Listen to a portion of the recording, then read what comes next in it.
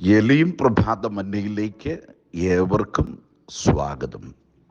ഇന്നത്തെ പ്രഭാത ആത്മീയ സന്ദേശം നിരാശകളെ ജയിക്കുക എന്നതാണ്. ദൈവം നിങ്ങളുടെ എല്ലാ കുറവുകളും ക്ഷമിക്കുന്നു, പക്ഷേ നിങ്ങളുടെ നിരാശ പൊറുക്കുകയില്ല എന്ന വാക്കുകൾ ശ്രദ്ധേയമാണ്. നാം പ്രത്യാശയോട് ജീവിക്കേണ്ടതിൻ്റെ പ്രാധാന്യത്തിലേക്ക് വിരൽ ചൂണ്ടുന്നു ഈ വാക്കുകൾ. നിരാശ ക്ഷമിക്കപ്പെടാനാവാത്ത പാപമാണ്. കാരണം അതിലൂടെ ദൈവപ്രവൃത്തിക്ക് എതിരായി സമരം ചെയ്യുന്ന ശക്തികൾക്ക് നാം കീഴ്പ്പെടുകയാണ്. നിരാശരായി തീരുന്നത് മൂലം അതാണ് സംഭവിക്കുന്നത്. നിരാശ ദൈവത്തിൻ്റെ പ്രകാശത്തിൽ നിന്നുള്ള ബോധപൂർവമായ പിന്തിരിയലാണ്.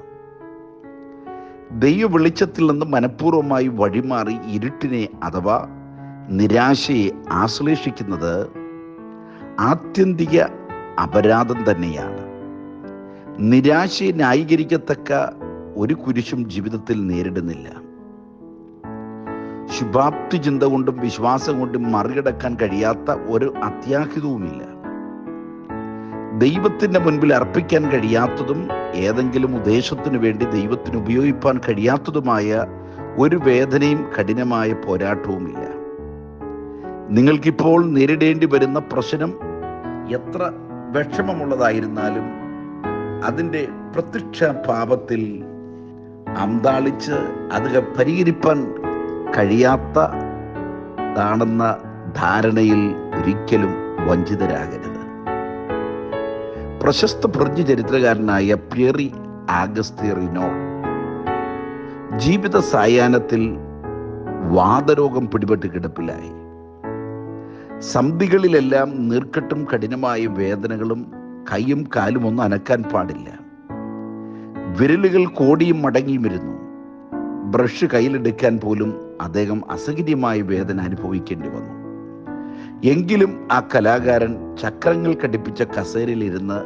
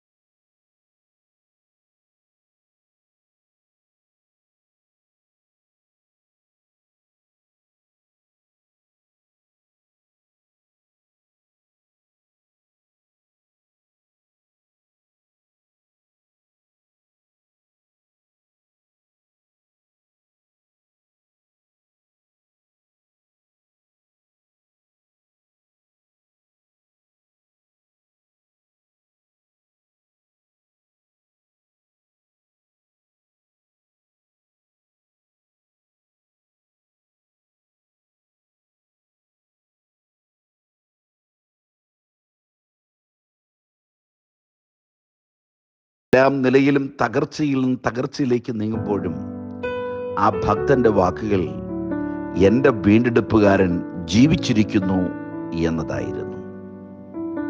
ജീവിക്കുന്ന ദൈവത്തിലുള്ള മരിക്കാത്ത വിശ്വാസം ഒടുവിൽ ഫലം കണ്ടു. തൻ്റെ മുൻകാലത്തേക്കാൾ പിൽക്കാലത്തെ ദൈവം അധികം അനുഗ്രഹിച്ചു.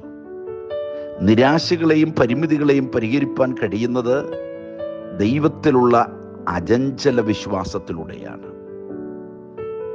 അതെ, നിരാശകളെ ജയിക്കുക.